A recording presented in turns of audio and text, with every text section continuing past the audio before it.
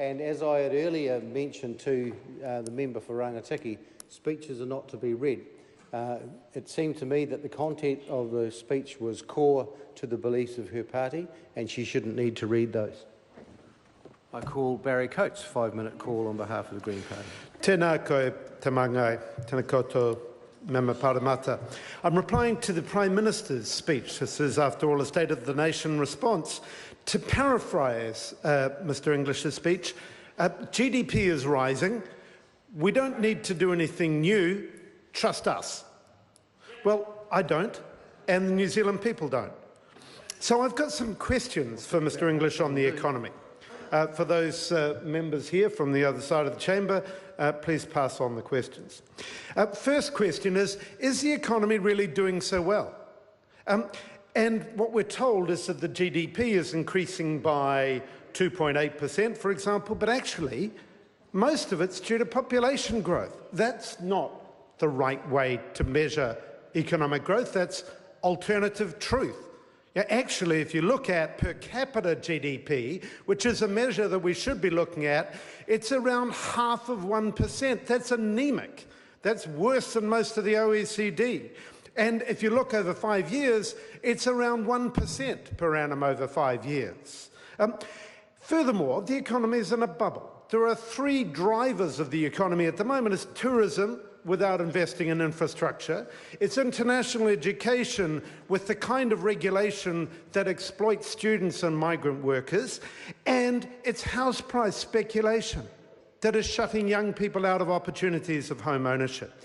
So it's no wonder that this economy is failing the government's own target for increasing exports to 40% of GDP. In fact, exports have been going down. We are 21st out of 30 in the OECD in terms of income, and it's falling. We have a bubble of an economy and it's unsustainable. Secondly, who's responsible? So every time we hear good economic news, apparently Bill English and his ministers are responsible. But actually, the successful businesses that I talk to say that they're the ones who are out there doing the hard work. They're the ones who are building their businesses. And actually, often, the government is more of a hindrance than a help. The government isn't setting the right framework for our businesses. If we look at the business of government done by government officials, the officials are trying hard, but politicians keep on getting in the way. And All Blacks aren't the best rugby team in the world because John Key photobombs their photos. So Bill English and the government and the politicians are helping rather than harming rather than helping the economy. So the third question is who's benefiting from all of this? And, you know, the rules on the economy are rigged to help the rich. We've had Sky City. Recently, we've heard about Peter Thiel, who got a US billionaire, who got given millions of dollars for supporting a New Zealand company.